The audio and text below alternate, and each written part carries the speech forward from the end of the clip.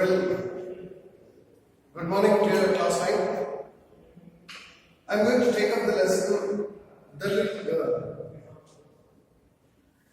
एक छोटी बच्ची. And it's a long lesson, so I'll be taking it in 2 parts. I'll be reading it to you. So you must have the book ready with you. आप भी अपने साथ book तैयार रखिए और उसके साथ पढ़ते हैं इसे. और इसे मैं 2 पार्ट्स में बनाऊंगा इस वीडियो. तो द लिटिल गर्ल, अब इसमें शुरुआत में सवाल किया गया है कि do you feel you know your parents better now than when you were much younger. Perhaps you now understand the reasons for some of their actions that used to upset you earlier.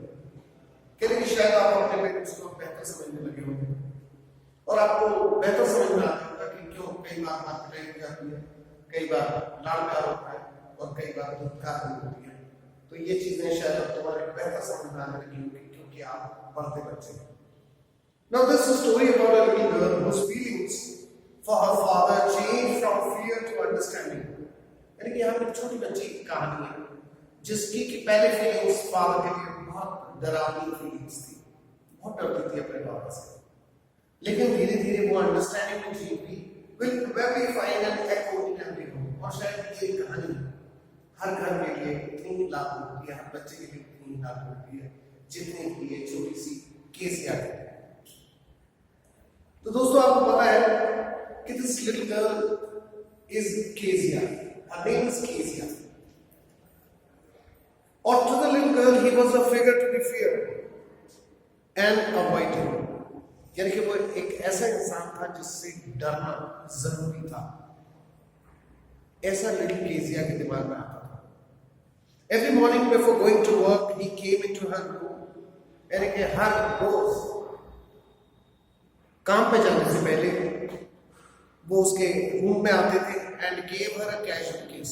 और उससे प्यार करके to which she responded with goodbye father. यानी कि अपने पापा को good bye कह के विदा करती थी घर से. Now I know there was a glad sense of relief when she heard the noise of the carriage growing fainter. और केसिया को बड़ा आराम मिलता था, बड़ा इत्मीनान मिलता था, बड़ा शांति हो जाती थी जब उसके पापा जो है वो कैरियज से निकल जाते थे और कैरियज की आवाज कहीं दूर 2 मील हो जाती थी. Now growing fainter and fainter down the long road में जाते थे, वो निकल जाते थे तो उसके दिल में थोड़ा तसल्ली हो जाती थी कि ठीक है ये चले.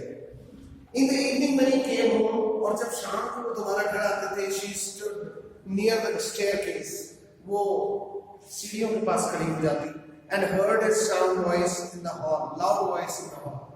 Okay, गरजती थी आवाज हॉल में सुनाई देती थी. Bring my tea into the drawing room. यानी कि बैठक में मेरी चाय लेके आओ. Hasn't the paper come yet? क्या अभी तक अखबार नहीं आया?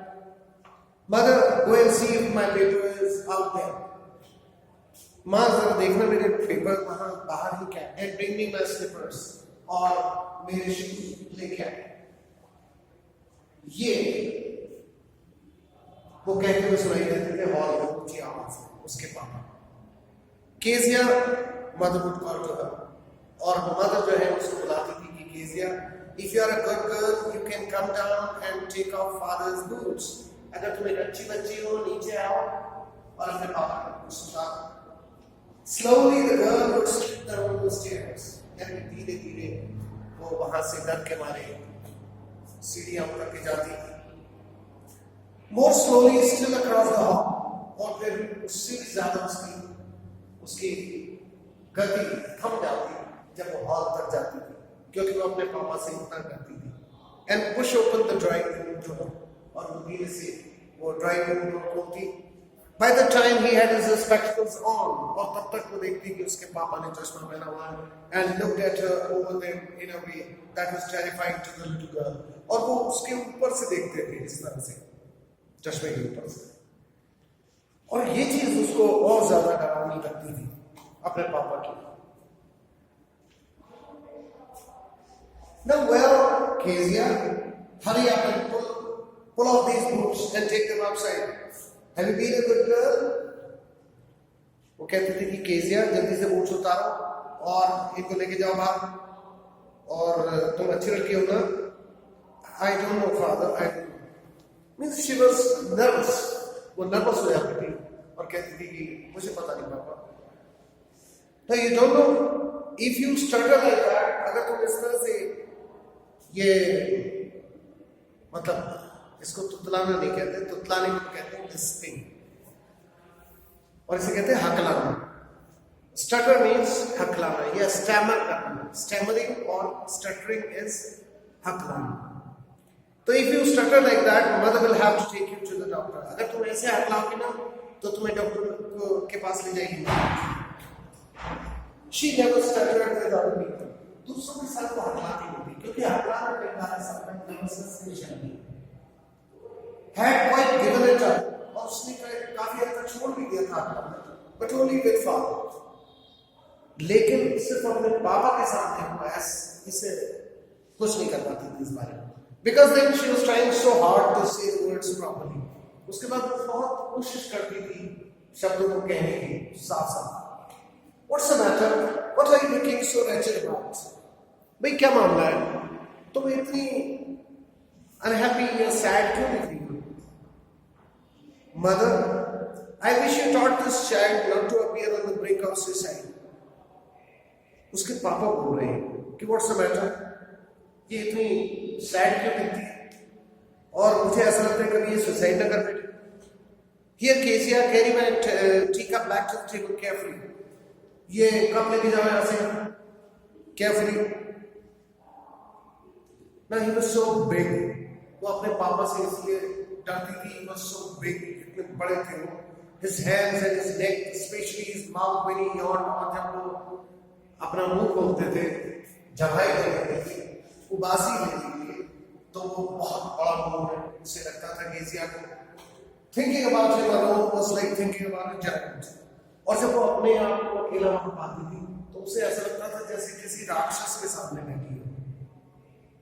On Sunday afternoons, grandmother sent her down to the drawing room to have a nice talk with father and mother. Sunday afternoons को उसकी ग्रैंडमदर उसको नीचे ड्राइंग रूम में यानी बैठक में भेज देती थी अपने मम्मी पापा से बातचीत करने के लिए. But the little girl always found mother reading and father stretched out on the sofa.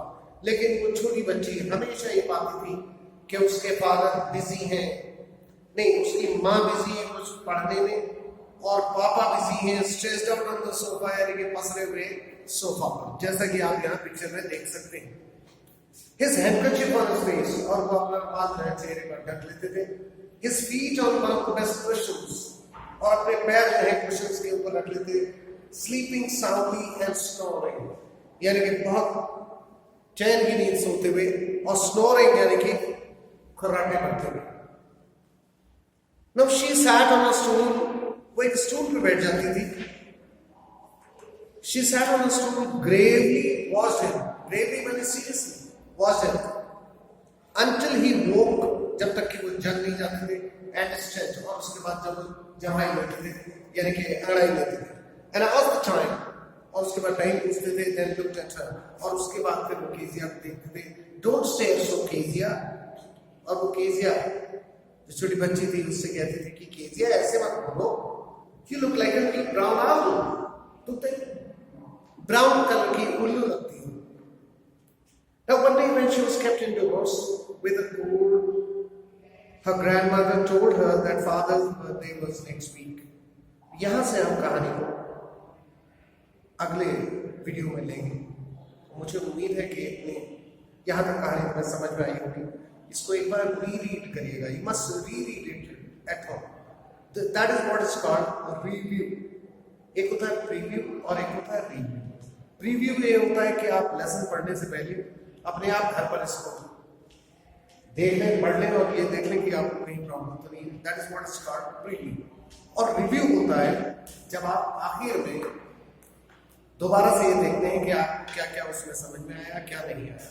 तो you need to review this lesson very properly, and I hope that things will become better for you. Thank you so much.